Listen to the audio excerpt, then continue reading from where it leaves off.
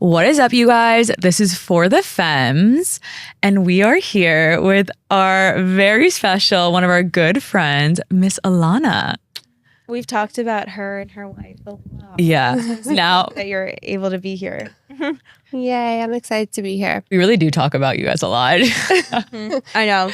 I feel like now it's good that there's like a face to it. Yeah. It's me. My wife is not here. I know. Well, obviously, this is so funny because I feel like we know so much about you, I know. but we want to bring it back to the viewers and just like let us know, like, what was your story coming out? Like, how did you get to where you are? A little bit about yourself, your background first, I guess. Yeah. Okay, for coming out, so I had always known that I liked girls. Like in high school is when I first figured out I liked girls. But in my head, I liked girls, I liked guys, and I would never, ever be with a girl. Like, I could never marry a girl. Like, I had shut that idea down completely because I think I knew if I even like let my mind go down that path, it would include having to tell my parents at some point, which like I was not gonna do. So I dated men pretty much after high school. I solely dated men.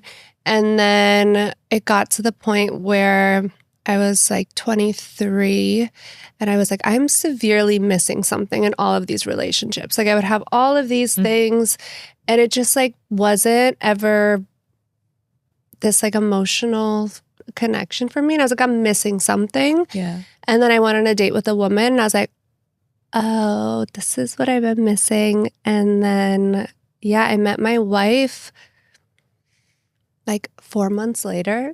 So, And then I had to come out after I met her. I love that. oh, you know, I was just say I love that you get to call her your wife now. I know. It's so sweet to hear. I love the term wife. I hate Mrs. Like, I hate the fact that I'm Mrs. Saab now. I'm like, oh. it does kind of give old teacher. I'm not gonna lie. Old lady. Like, I like wife, but not the Mrs. part. No. When you went on your first date with a girl and obviously you're like, oh, this is it. Did you think you were bi or did you think solely you were like, oh, I'm definitely into girls only? I think that I wasn't thinking so much of labels, but I knew on that first date that I had never felt that sort of like excitement, nervousness, the like thrill. Like I think with men, it was a lot of games of like, okay, can I get this? Oh, I can get this. Okay, let me try to get something else. And then with women, it was really like, oh, wow, I actually feel something. Yeah. Like I think I'm supposed to feel this way. And I very quickly was solely like dating and talking to women. I think the interesting thing about same-sex relationships, and last night I just saw the movie Queer.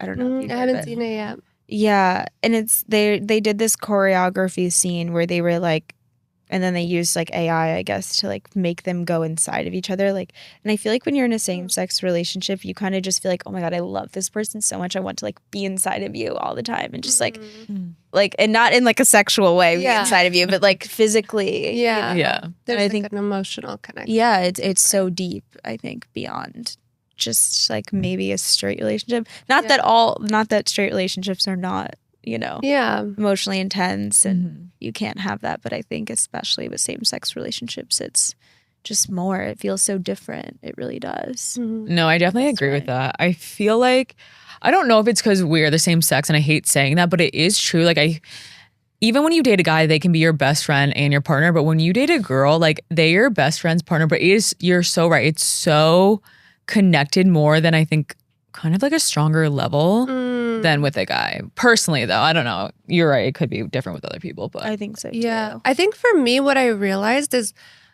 I had so many relationships with men and long term, but I realized this after being with a woman, I was never actually myself in those relationships with men. Like, I mean, like from very simple things. Like, I feel like I was always like performing being I know what their you mean. partner. It was very odd, and I didn't know I was doing that until I was dating women. And then I was like, oh, weird. What were all those relationships then? Like, was I just... And I don't want to discredit all of that, right? But I'm just saying it didn't feel like I was me. Yeah. Mhm. Yeah. Interesting. When did you know that your wife was your, like, when did you know, like, this has to be my wife? Oh my God. I knew from our first date, like meeting in person, because we had FaceTimed because it was COVID. We had FaceTimed for like 40 hours before we met in person. But I knew from that first time I met her, not necessarily that she was going to be my wife, but I had known, I had never, ever felt that way with someone ever before. Like I just, Yeah. it was the weirdest experience for me. I was just like, who am I? Like, that's who I am. And I can be that with another person, like with someone. It was just very weird. So I knew that she was very special. And then it wasn't until I went through my breakdown where I was like, okay, this person, like, could be my wife. Like, she has seen me at my absolute lowest and has carried us and me through months of terror. Poor thing. Poor fish. No, I mean, I think when you have people in your life who love you, like, yeah, I think you can like feel bad and be like, poor them. But like when you love someone, you're there for them through the highs and the lows, I think, you know? Yeah. I don't think. I can never thank her enough because I felt like such a burden at the time. And it was a long time to hold on to not just the relationship, but to hold on to reality for me because I really had like lost sense of reality for months that like she is like an angel for that. Like huge angel. Like I can do it. Like sometimes she's in a bad mood for like, or she's having a time for like 4 days. And I'm like, it's time to get over this. Oh my God. Hello. So Time to get over this. Meanwhile, I was there for months. Oh. Yeah. You wrote a book. Yeah. This is your debut novel. Yes. And can you tell us about it? Sure. So my book is called Please Stop Trying to Leave Me. It's a novel that was inspired by my experiences with this disorder called depersonalization derealization. And when I found out that I had the disorder, there was no representation like in literature. And it was the most terrifying thing because I didn't know what was happening. It like shatters your sense of reality. So I knew that I wanted to write this book. But I didn't know what the book was going to be. And then when I was with my partner, I ended up having a mental breakdown. It hit when we were driving to meet my parents for the first time. Obviously not me, but her. We were driving for her to meet them. And I think the idea of being out to my parents with my partner just like shattered me. And so not only did I have this disorder, but now I had this like actual mental breakdown where like my mind collapsed in on itself. And I was very unwell and I started writing this book when I was in that breakdown. So I'd always been a writer, but the main narrative of this book is when I was in a breakdown and the girl in the book is also going through a mental breakdown. And I got to like write.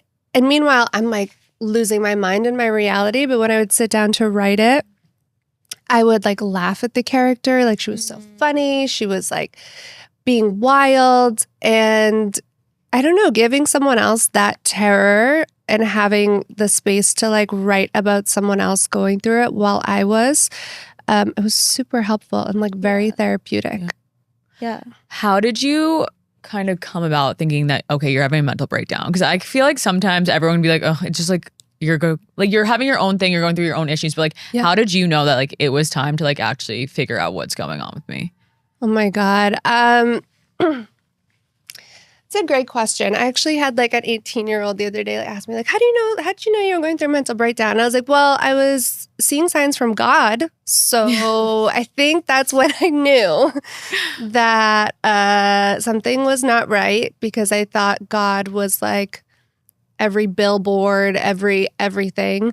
Like everything was giving you a sign, you're saying? Yeah, everything was giving me a sign. And that, and I was having, so that first drive when it started with like my heart started racing. It started with kind of like a panic attack, but then it lasted for 8 hours. So I was just in this like for 8 hours. And I knew that that wasn't normal, right? I actually have a degree in psychology. So I have a master's in psych. This was happening to me.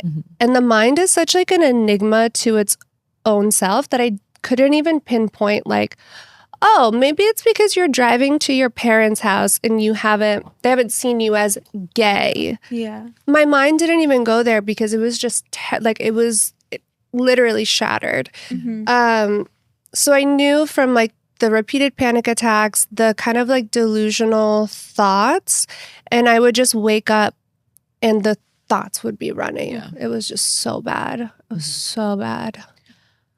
I want to talk about right now, because you're talking about you really felt like you had the mental breakdown when you were going to see your parents. What was it like coming out to them? How did it happen? How did they take it? And did it affect you and your relationship moving forward?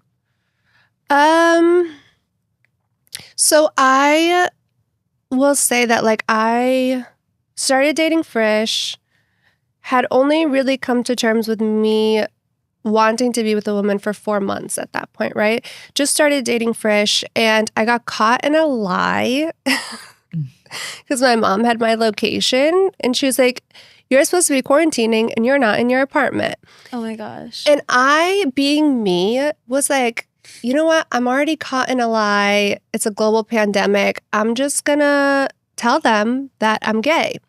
And not a very smart decision because I don't think I was mentally ready to do it. But I'm like that rip the Band-Aid off person, which like isn't great. It's not bad, but it's like not great for myself sometimes.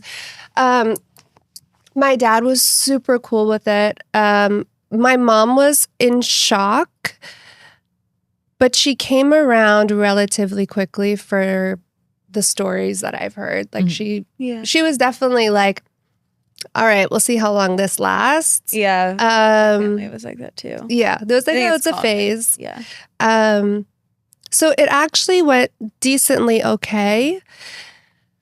But I think the idea of, you know, I wasn't completely secure in it yet. I didn't know what it meant for me. And then when we went to go see them, it just felt like this overwhelming sense of like unsafety. Like I just didn't know how I would even operate my body in the space. And then again, rip the Band-Aid off. Like I have this panic attack. We pull over at Holiday Inn. We stay there the night. And then we still go to my parents the next day. And it was the best weekend. Like my wife, my girlfriend at the time, she had the best time. My mom had a great time. Everyone was great, but I was there and I was seeing signs. I was like having panic attacks, but everything was fine. But I hadn't really like accepted myself at that point to like be able to sit in that new reality. Right. Can you talk a little bit more about the signs? Like, Yeah. just elaborate on that because I know that, you know, that kind of ties into your book a bit too. Yeah. So in the book, Norma is seeing signs, and that was definitely something that was inspired by what I was going through at the time because I thought it was so interesting. So I started seeing signs and everything was saying to like break up with Frisch. It was just like break up. God, I thought it was literally God coming down and saying break up with Frisch. It could be a song on my Spotify. It could be Instagram, anything. And it took me probably like a year after when I started, you know, healing from this. It took me a year to realize that I was so uncomfortable with being gay. And Frisch was this symbol that I was gay. Not a symbol. She was real life there that I was gay, right? So if I got rid of her, I wouldn't be gay anymore. And so my mind was essentially projecting that discomfort with being gay onto my reality. So it couldn't actually contain that thought, right? Of I don't want to be gay, so I want to get rid of her. So instead, my mind, because the mind is amazing and wild and crazy, was just putting it outside of myself. And so I was seeing it in everything. Yeah. It's wild. Obviously, I honestly, I feel like from the beginning of your relationship, you and Frisch did have some like challenges. Can you talk about those and kind of explain and how you worked through them? And because I know if I was going through what you guys were going through so early, I would be like, all right, bye. Like the fact that you guys stuck together, you decided to go to therapy, and if you could just elaborate on all of that. Yeah. I feel like we've been together for 100 years because of what we've gone through. Like it's just been so much. Yeah, so I came out at the beginning of our relationship, which was heavy. When I met Frisch, I knew that she was Muslim, that she was Afghan, that she came from a conservative family, that we probably wouldn't have a relationship with them. Me being very naive, I was like, I can change them. They'll love me. Think that, yeah. Okay. And so we actually have come really far with them, but there's been so many challenges with having to kind of fight for our right to be together, our right to be seen together. I feel like every step we take, being engaged, getting married, it comes with so much pressure from family of like, why are you doing this? That's terrible. Yeah. But I think, and then I also had my breakdown, but I think that all of these things, even with everyone being like, why do you have to do this, has actually made us sit back and be like, okay, why are we doing this? Why wouldn't we just stay girlfriends? Like, what does engaged mean to us? What does married mean to us? And that actually like strengthened our relationship and strengthened like what we wanted out of these steps and these chapters. Like, it wasn't just about a ring. It was like, what does being engaged mean? What does that commitment mean? How is it different? What did it mean for you guys? I think for us, it was saying that we were committed to each other and that we were going to be each other's new family, that we were going to create something different. Yeah. Like really individuating away from like our families and like, okay, this is our family now.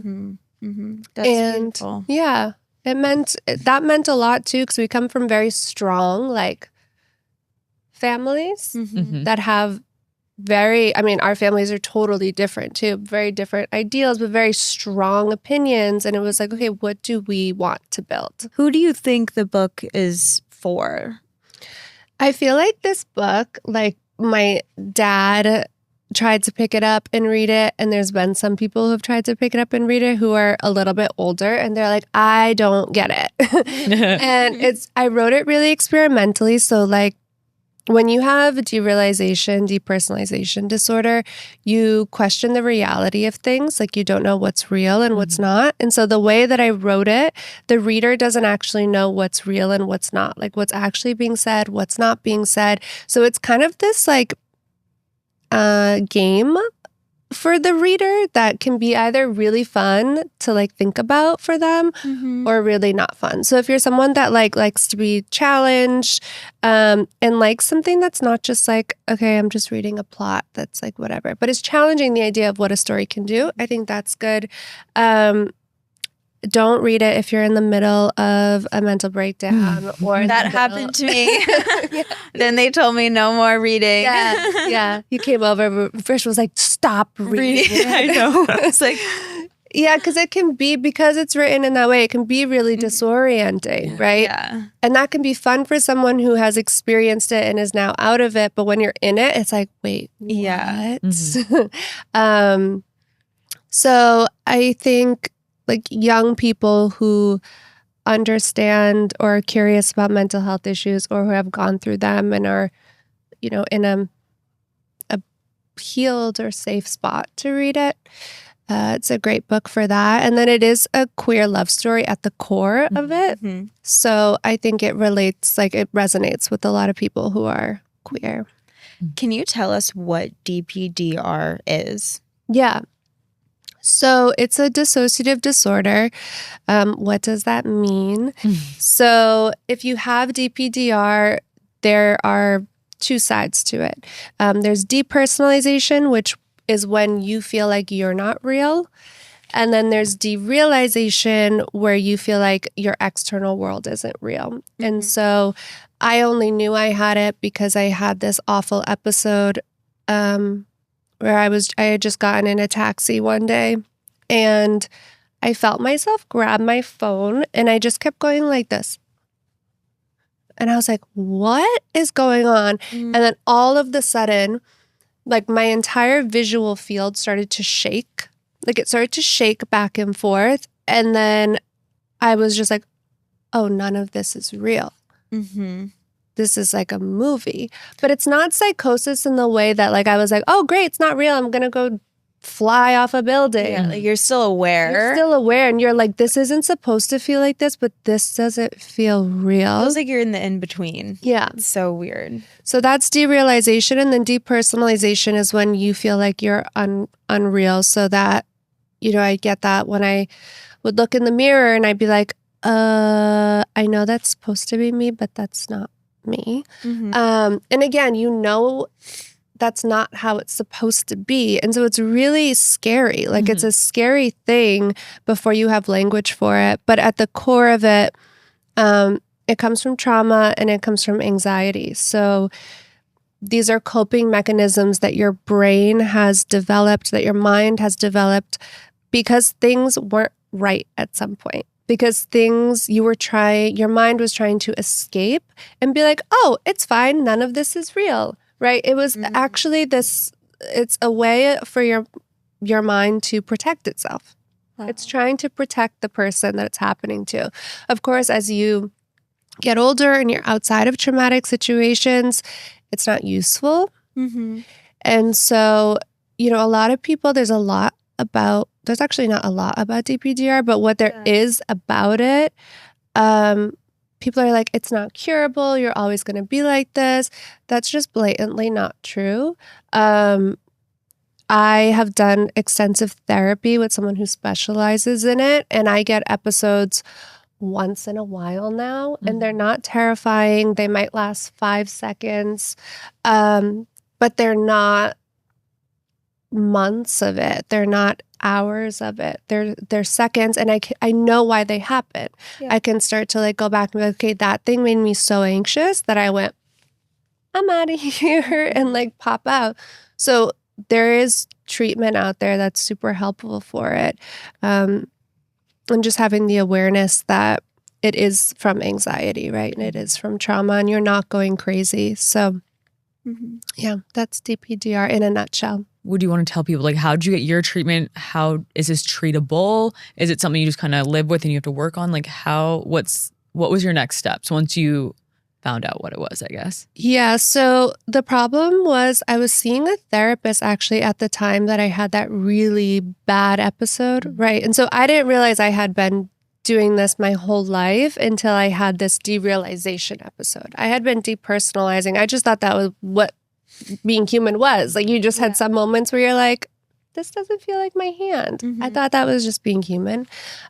So I was actually seeing a therapist at the time, and they were a spiritual therapist, and they actually made my DPDR a lot worse. They were telling me it was my connection with God. And so I went home and I started being like, okay, this is terrifying, but it's my connection with God. And I was so like, again, rip the fucking Band-Aid off. I would go home and I would induce an episode so that I could figure out what this God space was. Like I sound like a loony bin, but I was like, you don't. I was like, I definitely felt that. This. Yeah. And so I would just look around and I would say, is this real? And that question in and of itself would make everything feel unreal. Oh yeah. Or ask yourself if you're crazy. That's like the worst thing to do. You're like, am I crazy? Yeah. And so that didn't help at all. But then I actually only started seeing the therapist I have now after I had my mental breakdown. So this is after I was already with Frisch. And she specializes in DPDR. Okay. And she was doing, well, she does just psychoanalysis with me. So just straight up like almost like old school Freudian psychoanalysis. Interesting. And it has been so helpful. Like so You still see her? Mhm. Okay. And it has, like, my episodes have lessened. I have so much more of an understanding of why it happens, when it happens. I can bring myself back from an episode. So it definitely works. There are definitely treatments for it. You don't have to live in a constant fog. Yeah. Yeah. What would you tell somebody who knows they have DPDR or feels like maybe they have it? What kind of like tips and tricks help them? Because like you told me a bunch and I'd Yeah. love to share. Yeah, I have like my home remedy version. Yeah. Like, okay, yes, go find a therapist that believes this disorder, because a lot of them don't even Yeah. believe that, which is Yeah. a problem. But go find a therapist. But like home remedies, protein, eat protein. Eat your favorite like sweet, like something really sweet, something that makes you like get into your body, right? So you're eating something to be like, oh, that tastes good. And then it reminds you like, I have a body. This is the real world. Anything to ground you. Yeah. And then my big one is, and it's the most painful one. I used to have episodes a lot.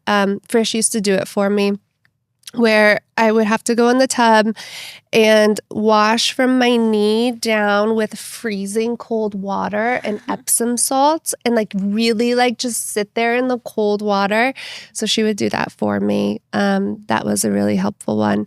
And then like your typical anxiety mechanisms, which is like, what are 5 things you can see, 4 things you can hear, 3 things you can smell, that whole thing. But yeah, those are my home remedies. I have Frisch's voice in my head. You gotta eat protein. Yeah, eat protein. Gotta eat protein. When you were like, go in the tub right now. You're like, no, no thanks. It's a scary, shocking feeling, and you like almost feel really emotional, I think, when you can kind of come out of it for a second. Yeah. Just to preface, there was a time where I experienced this, and her wife were really helpful to me, and they were like, get in the tub, we're gonna wash your feet. I'm like, no. Faith was like, absolutely not. No, but then like I would be talking to Frisch and you would be like, you just made her have an episode. I'm like, no, it's my brain. But yeah, I mean, thank you for sharing those little tips, because I think like that really helps just bringing yourself back to your body. Yeah. Anything to remind yourself you have a body. Yeah, like you're human. Yeah. Oh, and walking. Yeah, that one walking. tip you told me to just always like watch your feet. Yeah, feel your feet on the ground as you're walking. Like just focus on that, like the soles of your feet. That's super helpful. Living in New York City doesn't help because you already feel like you're in a movie. Yeah. No, it's very true. Yeah. So obviously I knew your wife before I met you, and that's how I met you.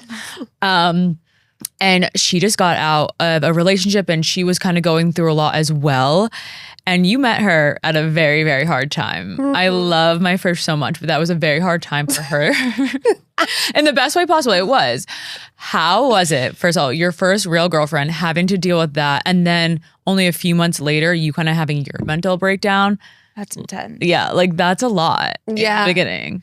It was crazy. So Frisch, the day that I met her, and that I said, like, I genuinely was like, I've never felt this way about someone, but like, I knew from that first day, I was like, she is so toxic. Like, she really?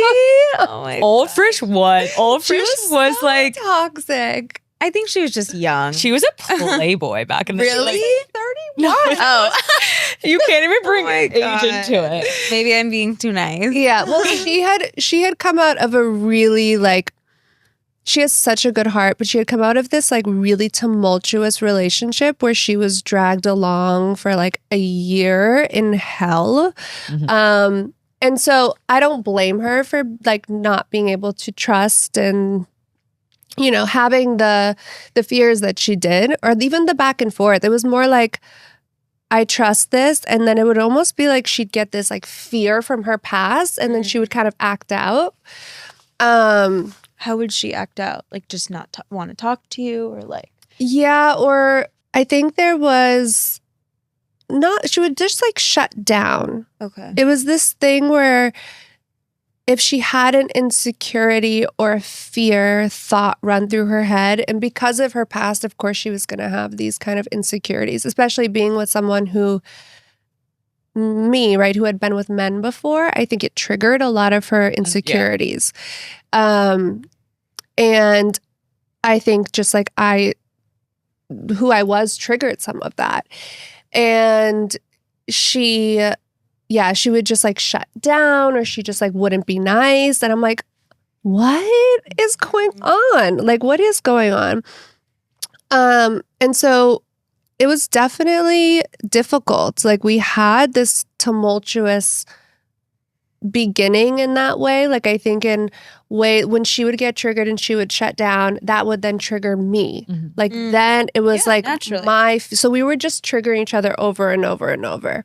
And when people talk about twin flames, like bringing out the worst in you, I think at that time we were like these, if you want to use that language, it was like really unhealed twin flames, just like meeting and just butting heads, and then being super close and then butting heads. Like, it was just crazy. And then I had my mental breakdown.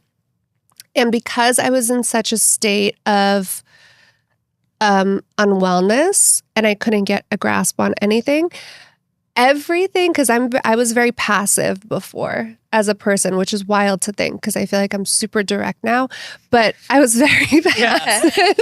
You were one of the most direct people I know. Yeah. Like, you look so sweet and innocent, and then I'm like scared of you sometimes. Like, I can be nasty. and I love it. One of my favorite things about you.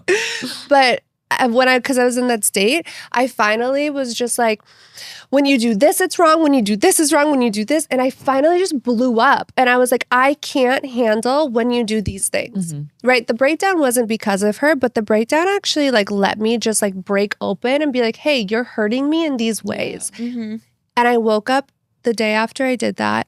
I woke up and she had written a list of everything I had said that I had hurt her, the ways that she was hurting me.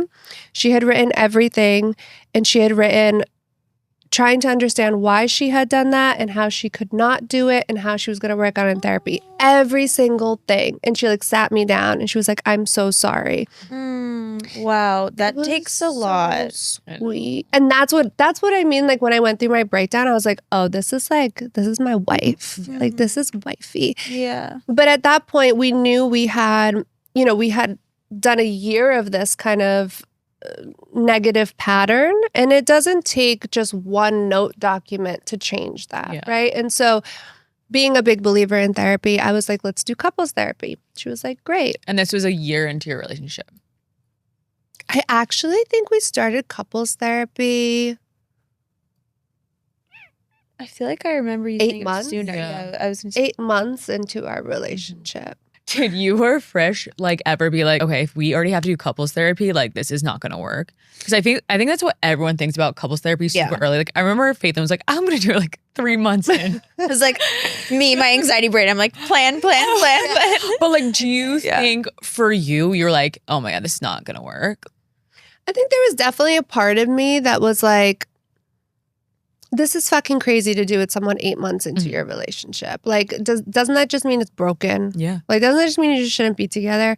But I think at the end of the day, we knew that we had something worth trying, like trying to fight for, because it is something like we have something special, and we knew that. And so we gave each other 6 months. We said, we're going to do 6 months. If we can't undo this negative pattern and we're not meant to be together, we're not meant to be together. Like, we're not going to pay for therapy for like 2 years. That's stupid. No. But we both went in, and within like 2 months, we were a completely different couple. Yeah. And like, I give a lot of props to our couples therapist. He's amazing, but we really put our all into it. And that's what I like. If you're going to do couples therapy, you both have to be like, we're going to both put our all into this, or else it's pointless. Yeah. It's interesting to me that you guys chose a male therapist as a lesbian couple. Can you talk about that? Yeah, well, What we was went the through reason? a lot of Yeah. couples therapists. Okay. The reason I was thinking it was a year in, it was because we went through like 4 therapists before we got ours, and that was like a year in. Okay. And I wish Fish was here to tell you about our first therapist. That was a woman because we wanted a woman. Yeah. Oh my Not God. that it matters, but you know. Bad. First of all, forgot we had couples therapy and she got high. Oh.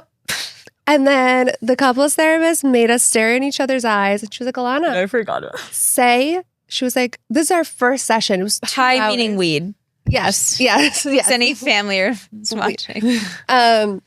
Made us stare into each other's eyes and then go. I don't know. I just feel like we say that, but I just wanted No. people to know. I don't know. Yeah. No. I mean, obviously, but whatever. And she was like staring in each other's eyes. And Alana, I want you to say everything that Frisch does that bothers you.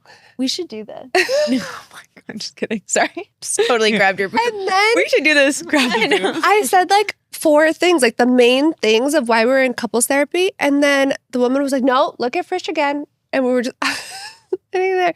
And she's like, you have more to say. And I was like, do I? And then I just had to keep going. She kept being like, you have more, you have more. And we got out of that session. It was so bad. I'd be Oh, so no. pissed after that, dude. We didn't see her after that one, but we had like 2, 3 more. One of them was just like, you guys just need to do mushrooms together. And we were So like, real. what? Like, what? That's funny. It's just wild. It was such a journey, and it's such a awful journey because you really want to like find someone and get help.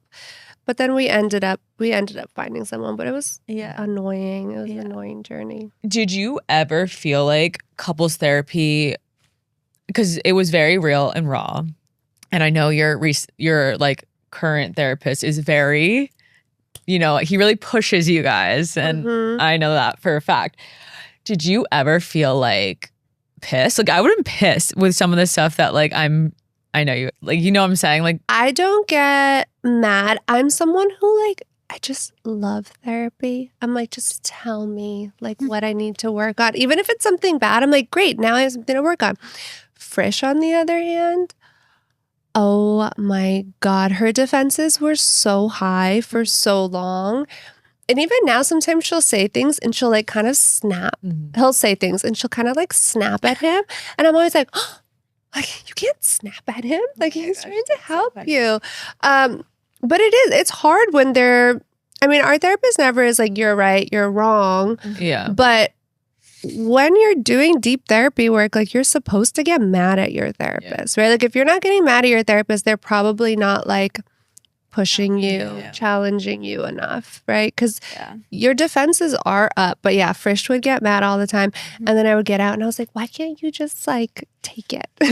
Yeah. It's hard. It's not easy. And I'm so bad. Even if she like slouches in therapy, I'm like, sit up.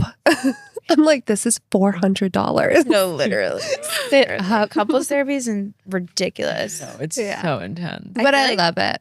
I feel like insurance should cover it. if Oh they my can. God. they Some should. do, but like I feel like all like the really good therapists like are not like covered by insurance. I said, okay. I well. know. Yeah. Like, Yeah. why? That's so weird to me. So It wouldn't be a For the Femme it wouldn't episode without talking about I the know. juicy stuff. Yes. Okay, so you are married now. Are babies in the picture? Yes, but we want to travel first and just like enjoy being married. Like Yeah. even when we got engaged, we just were engaged for a year without planning a wedding because we wanted to enjoy being engaged. Yeah. And I think we're at the point where we want to enjoy being married, focus on our careers. Yeah. I love We have some like more goals and then baby. My one of my exes and I like kind of felt that way too. I was like, I just want to like enjoy this moment. Yeah. Yeah. It was nice. I liked it. Yeah. I mean, obviously it didn't work out, but I thought it was good for me. Like I liked it in the beginning. Okay, obviously you know we do our icks and red flags. Mhm. Yeah. Did you come prepared, miss? I came prepared with an ick Ooh, Oh, okay. love. I love because it's a new ick. Ooh, tell me. good. Love a new ick. Specifically for Frisch. Oh, First she's gonna listen and be like, So okay. I did ask her, I was like, can I say the ick? Because I tell her all the time. I'm like, "Ugh, stop. It's such an ick now. Okay, so we were What it coming is. it just began. Okay, so she always Subway surfed, right? Sometimes she'd do a little Subway surf. Wait, what? Like not holding onto a railing on the Oh, subway. sorry, I was thinking of something else. Go ahead. When Subway? they jump they're off, on what is top. that called? A subway like hopper? When Like when they go between no. trains. yeah, they like hop. They're like outside of the train. And what is that called? So that's what a subway surfer is. I was like, what? Oh, we always call Subway surfing when you're just like No, balanced. That's funny. Okay. Sorry. Keep Okay. going. I was like, there's Oh my no God, way Chris imagine did if that. Chris does that. Oh my God, that would be That like, insane. really gets her off. It's just going through the cars. Okay, anyway, so her balancing, she's always done it. We're coming from the Liberty game, and I think we each had like 2 White Claws. I know you hate White Claws. So, No. well, actually, no. We will pause here because I give them a slide because they were sober for, how long were you guys sober for? Like over a year. Okay, for a year. So their tolerance is way lower. So this is the only reason I let it slide, okay, you guys? That's the only reason. But Yeah. it still disgusts me. Yeah, our tolerance is lower. And my problem with drinking, and this is why I specifically got sober for that year, Frish's was different, but we both did it together. But mine is that like when I start drinking during a night, like let's say friends are coming over at 3 and I know we have like a long party. If I'm drinking, I don't stop drinking. Like I'm not that person who's like, I'm gonna take a break for an hour. I'm think just I like do that. heavier, like Yeah. let's party. And so like White Claws help me for that first like 4 hours. And then at the end of the night, I'll be like, oh, I'll have a cocktail. Yeah. Okay. So it it's- helps you pace It helps yourself. me pace myself so I can always have something in my hand, but I'm not getting blackout drunk. Yeah. I should probably implement that into my drinking because I do the opposite where I'm just like, oh, another. I don't feel drunk. Another. Yeah. And then I go and get a tramp stamp. So Yeah. Well, as soon as I feel that buzz, I'm not like, oh, I'm buzzed, I should stop. I'm like, oh, let's fucking party. I know. It's Like, time to go. Like, It's it's the time beginning. to start. I'm like so excited. Yeah. So the ick is when she Oh subway yeah. surfs. So Oh, we're yeah. coming from the Liberty game. We've each had 2 White Claws. So like I have a little buzz and we're on the subway. I'm leaning and she decides she is gonna balance. Well, coming from the Liberty game, it's not just a straight way on the subway. Yeah. There's like she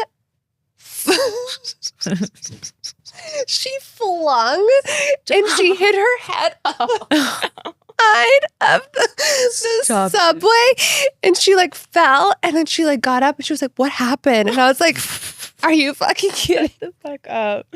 And I was like, I wasn't even like, are you okay? I was just like, oh my God, I have the ick. You just hit your head.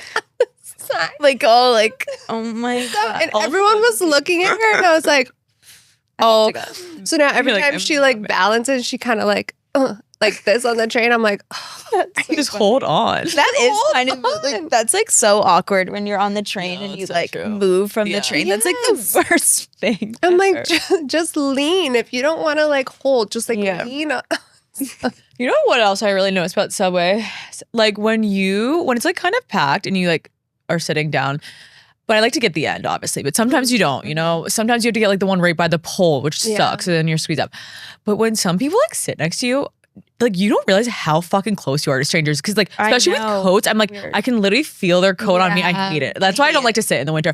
But it's like kind of like crazy how close you are. And It especially like is. when it's packed, I'm like always thinking about that. I'm like, this is way too close for me to be with strangers. Like, yeah. It's really weird. And then when you're sitting too and it's a packed train and you look up and it's just someone's crotch right Oh, yeah. in front of you. Like, Oh, right. that too. I'm like, You're like- don't look at his dick. Don't look at like, and I'm not trying to. Don't It's in my look fucking up. face. Like, it's oh in my my God. yeah, it's bad. So annoying. I gave myself the ick today, you Oh, guys. give yourself it. Oh my God. I was going to my session and I brought my guitar, and on the back of like the guitar in the case, it's like kind of like a backpack. So I have this guitar on one of my shoulders and it's so high above me. And I was like, I don't want to see anyone while I walk. Like I felt like I looked like a doofus. Like it looked so weird. I hated it. I hated it. What are my icks?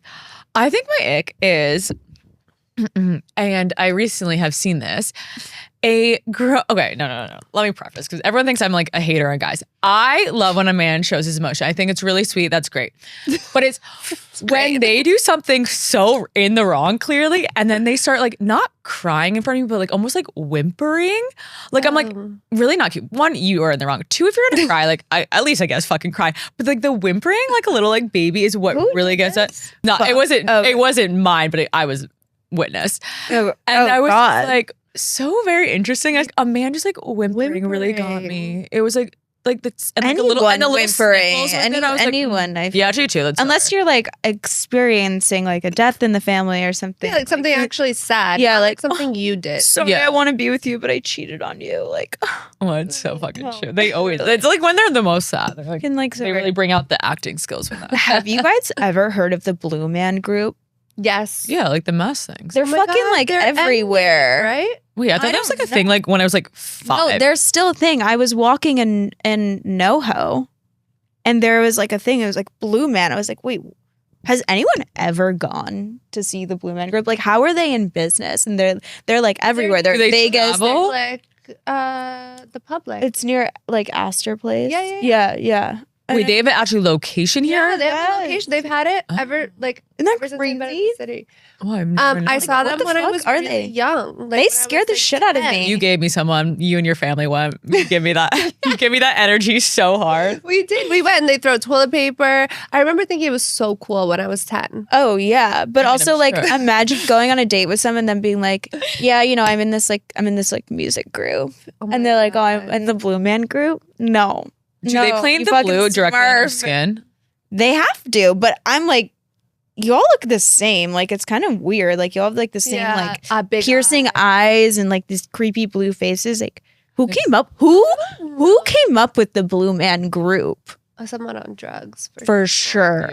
I always think about that. I'm like, I wonder what kind of drugs this person did when they come out with something like really weird. I think I might have dreamt this, but I thought I just saw that they're going to stop the Blue Man Group in New York City. I would really appreciate that because that like makes me uncomfortable. I'm just like, I didn't even know that. I'm like just more mind blown that this is like still a thing. Finale show. Yes. That's so funny. She's like, I will fucking kill you. You know what?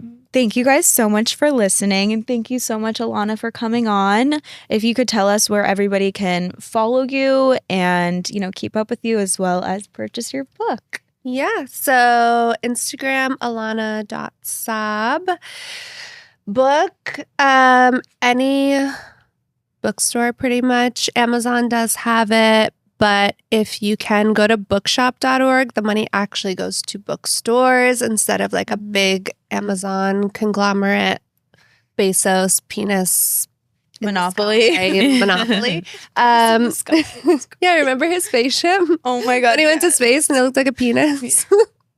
Okay, so anyways, so bookshop if you can. Yeah, I hope you like it.